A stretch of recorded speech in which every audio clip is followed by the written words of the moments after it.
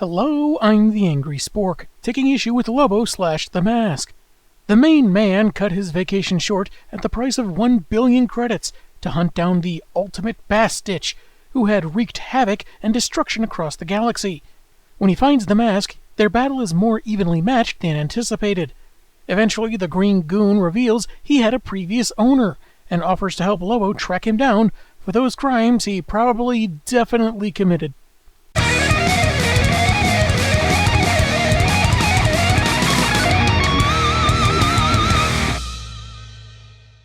The cover is kinda fun, with Lobo mowing down some off-screen aliens as the slyly smiling Mask drops explosives down his pants. This remake of Planes, Trains, and Automobiles is really weird. If you wanted an even more glib summation of the previous issue than mine, but much jauntier, we have patriotically themed variants of our star characters, singing the current state of the story in a parody of Camptown races. And Lobo suddenly put on weight, like he already started spending that bounty money at the local Dairy Queen, and Georgie Porgies, and KFC. We begin with the cyborg leader of an alien gang, telling his crew that Lobo and Mask, formerly calling him that instead of Big Head, are on their way, because they think he's the ultimate Bastich, and intend on taking him out. He's figuring that because he and his men have done so many terrible things together, it's a given that they would stick around to fight. He figured wrong, as they start dropping their guns and getting out of whatever the alien equivalent of Dodge is. But it's too little too late, as the duo have arrived with a vengeance, with a guy that Mask is totally sure is his former owner. The alien fights back with several bonks upon the Zarnian's head, but despite the blood, it really doesn't do anything. And cheerleader Mask here is giving me flashbacks to the clown's similar bit from that Spawn movie. And they'd both probably have very similar and violent reactions when they get turned down by the Dallas Cowboys cheerleader recruitment program. After Lobo punches right through the guy's skull, Mask declares, upon closer inspection, this is not his old wearer / ultimate Bastich, and slaps the imposter around some to find out where the real deal is. The alien responds, "How should I know?" still able to talk despite the hole in his head, so expect him to get his own news show on Twitter. And Big Head tells his partner that he actually told them their quarry's precise location. However, this is the 6th wrong guy they've axed, along with thousands of others along the way, so Lobo is getting impatient, not seeming to buy Mask's claim of being traumatized by his old owner.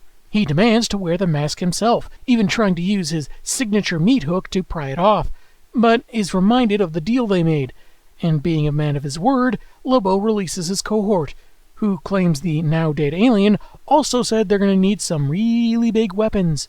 To that end, they arrive outside the heavily fortified arms depot, which advertises their top-secret weird weapons in lights on the front.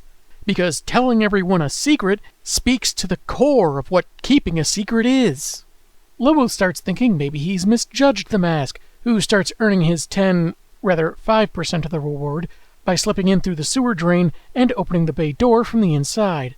But he also intentionally hits an alarm, causing dozens of security guards to instantly open fire on Lobo, and for their vaudevillian versions to wonder just when the Zarnian is going to wise up to Greenie's shenanigans. After wasting the guards, Lobo retaliates with a joke of his own, opening Mask's mouth and tossing in a couple grenades that promptly explode off-panel. "You gotta learn. Keep your butt off the pillow. You scooted across the carpet like a normal bounty hunter." He finds a handy gadget called the Bad Guy Detector, insisting on handling the shooting, though still trusting the Mask to set it properly. After he gives the coordinates, the missiles from this launcher immediately turn back and hit Lobo. Twice, which is just enough to get him to wonder about his associate. Oh, okay. I'm only gonna try this a bunch more times. What they need is heavy-duty ordnance, a big honking cannon that looks like something Marvin the Martian cooked up in his edgy teenage years. Chain reactor, huh? Wonder why they call it that. It probably reacts to chains or something. Which Lobo constantly has on his person. Wise up, space biker, he's clearly targeting you again. Mask inputs what he says is everything he knows about their target, so no matter where he is, they're certain to finish him off. True to its name at least, the chain reactor fires, destroys one celestial body, and another, and another, and another, with the singing variants caught in the path of destruction as well. After fragging the whole system, the two look at each other, then laugh their sociopathic tails off. They proceed to go after a sun god and moon god, which are just a sun and moon with faces on them, then vaporize the skeletal remains of their musical counterparts after mistaking one of them for their bounty. They end up at the toughest bar in the universe, located to a black hole, called Rim of the Hole. Phrasing. With nowhere left to search, the ultimate Bastich must be here. Lobo warns this is his partner's last chance, and if their target isn't here, their alliance and mask are done for. At the moment, though, he suggests they simply go inside, grab some brew, and check things out all peaceful-like. No insults, no starting fights. Oop, he didn't specify tickle fights.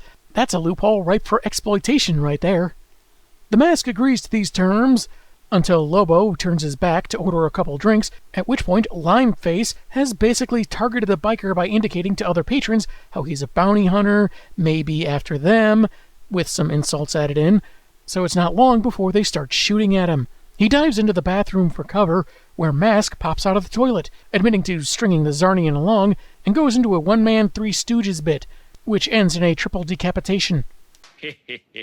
Mo is their leader. Why you? With his reward at risk, the main man wants to wear the mask and settle things himself, but since Big Head won't remove it, and his host can't die while wearing it, Lobo hits him with a Deus Ex Machina he snagged from the weapons depot. A guilt grenade, an explosive that induces, well, guilt in its target. And while the mask doesn't feel guilty about anything, it does start to affect Ira Staub, the man it's attached to. The biker reminds him of all the universal mayhem and carnage they've wrought, the murders, the orphaned children of their victims, and what his poor, poor mom must think of his wicked deeds. All that, and Ira's out way past his bedtime, too. After enough outlandish crying to make James Tiny in the fourth blush, the mask is removed from Ira, who slinks to the floor, sobbing. Lobo holds up the magic item, hypnotically sparkling in the light, giving the Zarnian the compulsion to put it on. And the mask, which I guess can speak without a host, mentions the same, an urge to put Lobo on. Maybe it speaks to something deeper about the mask, or maybe he's doing that childish, repeating what the other guy says thing he was doing before. On a splash page, Lobo rips open the door to the many, many space barflies that had previously shot at him. Really says something about the cleanliness or lack thereof of that bathroom that they didn't bother following him in there. Another splash page sees him wearing the mask, a crazed look in his eye as he opens fire, along with a rant of curse words censored by the word censored. I'd use that Captain America language meme, but I'm honestly conflicted about it given the circumstances. After playing with a couple severed heads like puppets, which is on another splash page, but it's a lot more graphic, so I'm leaving most of it out in case YouTube has a problem with it. Two survivors discuss surprising him while he's distracted, but he can hear them whispering. The specifics of his retaliation is left to the imagination as he bellows a dialogue bubble with a picture that looks like an alien that was cut down the middle and roasted in the oven. Again, something I'm leaving out because it seems so graphic. So everyone evacuates the establishment. With no other choice, the various aliens decide to run where no sane person would follow, into the nearby black hole. With the tavern empty, save for the bartender, and Ira hoping to get a ride home, Lobo enters the Singularity, with various bombs labeled Happy Death Day. Guys, it's fine. He just wants to give you each a horror movie about a college co-ed who relives her own murder. Though I understand if you're all more Groundhog Day fans. On the other side of the phenomena, some space monks, dressed similarly to a nun's habit, have detected a vessel about to emerge from the black hole, fortunate enough to survive, but likely to be injured and out of sorts. They're preparing to treat this poor victim when Lobo's bike races out and destroys their vessel. He's none the worse for wear and found the ride kind of fun and he'd try it again, but his grotesque puppet reminds him there's a billion cred bounty to retrieve, and he flies off to look for that ever-elusive previous owner of the mask. That's not Ira. He lands on what appears to be a deserted planet, walking through the latest of several ghost towns with no one in sight, except a large, muscular deputy that's one of those really strong but also really dumb caricatures, who's been tasked by his uncle to take care of any looters while everyone else is away. Thinking Lobo is just such a criminal, he delivers a massive punch that literally knocks his body off his feet. Impressive, but this results in a swarm of tiny, armed Lobos that surround and attack him. This reboot of Gulliver's Travels really took a dark turn. Even in what seemed to be his last moments, the officer isn't supposed to tell anyone where all the people went. So Lobo reads his mind by opening his skull and revealing text on the guy's brain, which reads that everybody went to the 400th annual Feel Good Games. It's not long before Lobo's there, along with what could be everyone else in the system. I don't spot Waldo, but I do see a T-Rex. This is a reasonable enough place to start looking for his bounty, until he decides he wants the rather elaborate headgear of an alien sultan. This gets him shot at by guards, and of course he counters with usual excessive force. When the one guard that started it all by interrupting his crown theft starts to run, Lobo decides to see this through by shooting his eyeballs at him. If looks could kill, am I right, folks? Oh, come on, someone had to say it. Obviously, I've censored the exit wound, but I will say that the artist kind of shaped the surprisingly human-looking insides to resemble a face. Can't deny the creativity, even if it is rather garish for my liking. Another guard takes aim with a bazooka-like weapon, only for Lobo to adjust his aim in the next panel, not unlike a Looney Tunes skit. This startles a soldier into instantly turning around and firing at him point blank, with no damage of being so close to the explosion. Good for him! But imagine if that was one of his brothers in arms or something actually trying to help. Someone that skittish maybe shouldn't be handling heavy artillery. He has his moment, accomplishing what others couldn't, being a hero, and how his dad said he'd never amount to anything. But from the ashen pile, Lobo's ghost surprises him and lobs off his head. Hey, there's a crossover for you. Ghostbusters versus The Mask. Could be fun, could be horrifically traumatizing. Depends on which way they want to go.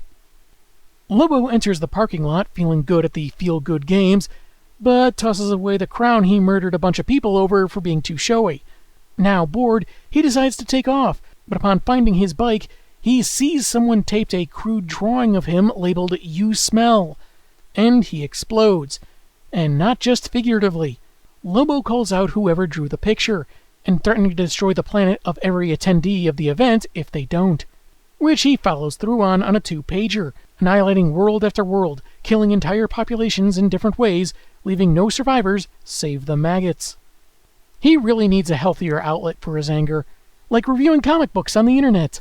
I'm kidding, please don't. There are enough people here that are better at it than I am. Hello, darkness, my old friend. He wakes up on Earth with a kind of murder hangover and realizes the mask made him do it all. Sure, he had some fun, but he doesn't like being used, so tosses the item among the garbage in the alley and flies off. He may as well forget about that bounty as he passes another Lobo on his way out of town, a sight that of course gets them both stopping in their tracks. Shortly, it's explained that the black hole he went through several pages back tossed him across the universe and about a month back in time, meaning Lobo is the one that did all the terrible things that led to the bounty for which Lobo was originally hired.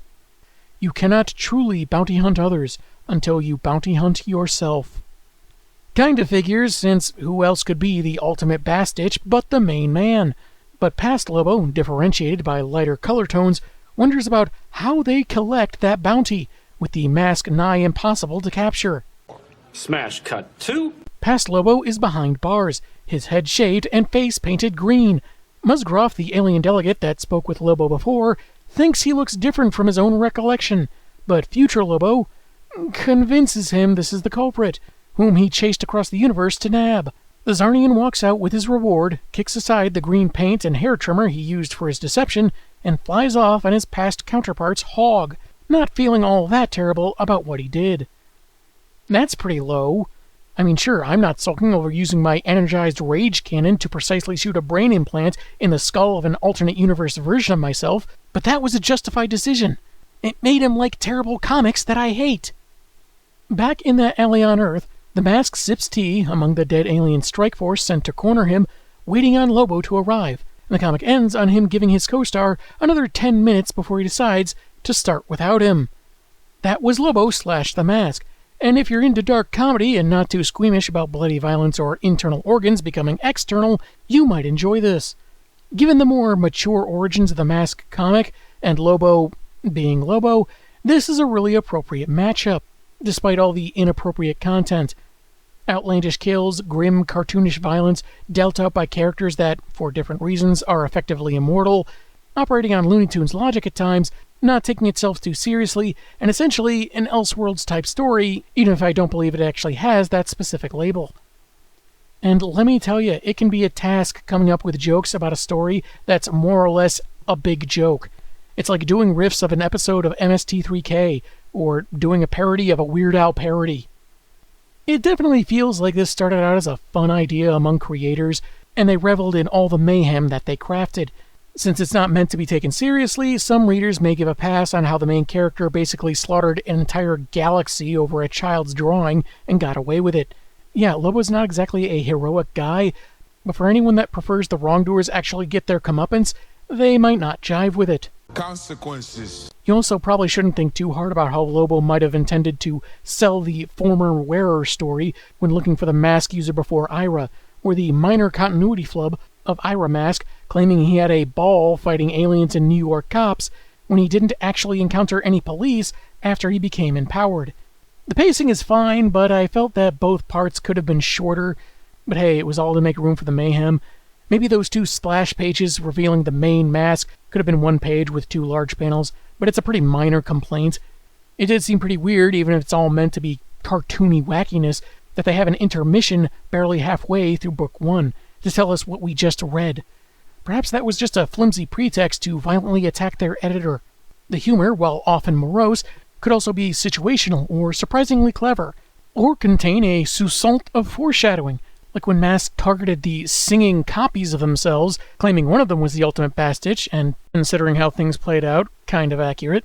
And something more subtle that I didn't notice until editing this episode was how future Lobo's bike, after a month of raging across the galaxy, was sputtering and making noises, showing its heavy wear, making it a little sweeter for him when he betrays his past self and takes possession of his bike. Though some terms or character types might be viewed as problematic or of its time, but I don't believe they were done in any kind of malicious way. The art was excellently detailed and colored for characters, weapons, vehicles, and even celestial bodies, for as long as they lasted, with no real problems that I could see. But hey, if there was a miscolor or something, you could always claim it was the mask breaking the fourth wall and messing around. Again, if you're not big on the blood and guts stuff, this won't be for you. I'm not a huge fan, but I wasn't aghast or disgusted by it, and for what it is, it's still pretty entertaining. If you like either Lobo or Mask, you might get a kick out of this one. I'm the Angry Spork, and man, have I got issues.